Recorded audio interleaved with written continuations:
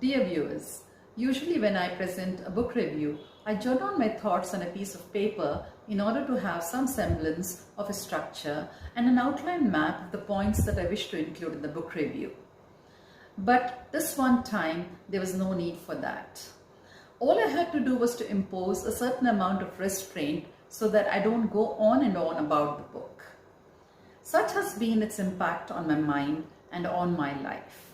I came close to understanding the words like satsang, seva, and sadhana, and many others through this autobiographical memoir, The Journey Home, Autobiography of an American Swami, written by Radhanath Swami. New York Times best-selling author Radhanath Swami was born in the year 1950 in a Jewish family that lives in the suburbs of Chicago. Born as Richard Slavin, in his teens, he experienced a deep estrangement watching the civil injustices in the mid-century America, especially towards the African Americans. When Richard traveled with a group of his friends to Europe, and when he was in Greece, he experienced a strong calling to go to India. This book records Richard's odyssey of his travels as a penniless hitchhiker traveling through Europe, Iran, Afghanistan, Pakistan, and finally India. During his travels, Richard learned and met a number of spiritual leaders like Mother Teresa, Baba Ramdas, Ma Anandamayi, and his spiritual guru, Srila Prabhupada, the founder of International Society of Krishna Consciousness. He became sickly with diarrhea and came close to a number of near-death experiences, but his quest for an ideal path of yoga and an ideal guru was undeterred.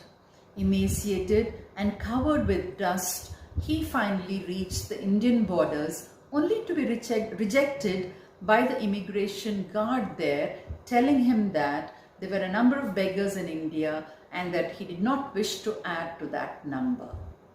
But Richard persisted, and when the guard changed, he pleaded with him in such a manner that he could not be refused and was finally permitted to enter India.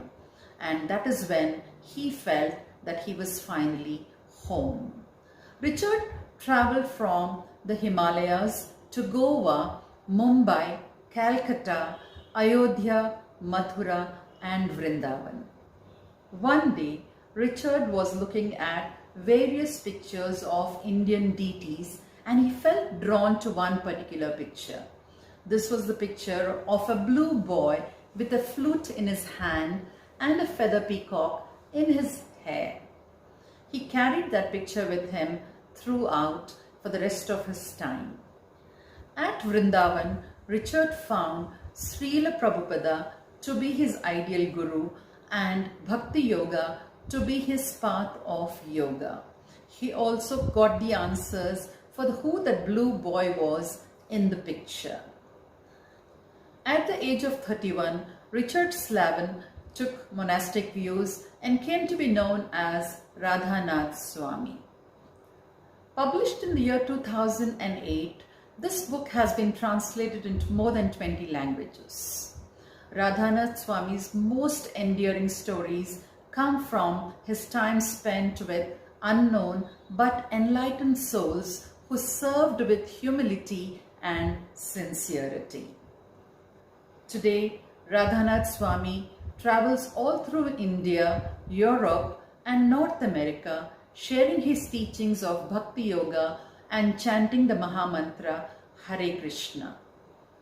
Viewers, this book is a tale of adventure, courage, love, and a burning passion for spirituality.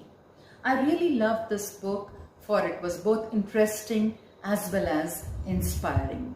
I give it a rating of 5 out of 5 and highly recommend it. Hare Krishna.